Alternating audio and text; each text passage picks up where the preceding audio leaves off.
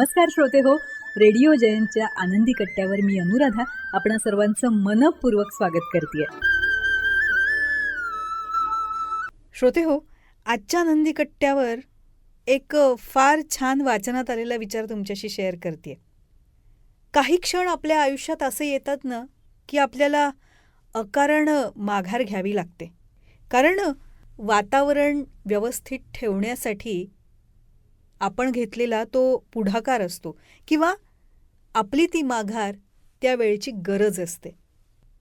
पण ही माघार घेणं म्हणजे काही पराभव नव्हे, तर सगळ्यांच्याच उत्तम मानसिक आरोग्यासाठी केलेली ही शहाणी निवड असते.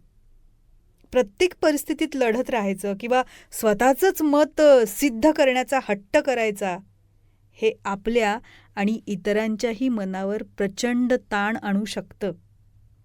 आणि मग हा सततचा तणाव, राग, वादविवाद यामुळे मानसिक थकवा येतो आपल्याला सुद्धा आणि त्या घटनेमध्ये किंवा त्या विचारांमध्ये इन्व्हॉल्व असलेल्या प्रत्येक व्यक्तीला सुद्धा. मग माघार घेणं म्हणजे स्वतःला आणि इतरांना सुद्धा मानसिक तणावापासून वाचवणं आणि शांतीचा श्वास घेणं आहे. मानसशास्त्रानुसार अशावेळी घेतलेली माघार आपलं लक्ष नकारात्मकतेपासून दूर नेऊन सकारात्मकतेकडे वळवते.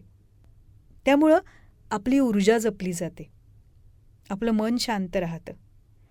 आणि हे समजून घेणं ना हे महत्त्वाचं आहे, कारण प्रत्येक लढाई जिंकणं हे गरजेचं नसतं. त्यामुळं आपली ऊर्जा जपली जाते आणि मन शांत राहतं. हे समजून घेणं महत्त्वाचं आहे. प्रत्येक लढाई जिंकणं काही गरजेचं नसतं.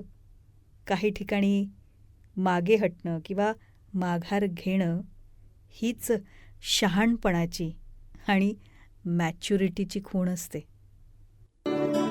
तेव्हा श्रोते हो, हा होता आनंदी कट्ट्यावरचा आजचा सुंदर विचार. तुम्हाला तो कसा वाटला याविषयीची तुमची कमेंट बॉक्समध्ये नक्की लिहा. आणि त्याचबरोबर रेडिओ जयंतचे दर्जेदार कार्यक्रम ऐकण्यासाठी रेडिओ जयंत लाईक करा, शेअर करा आणि सबस्क्राईब करा.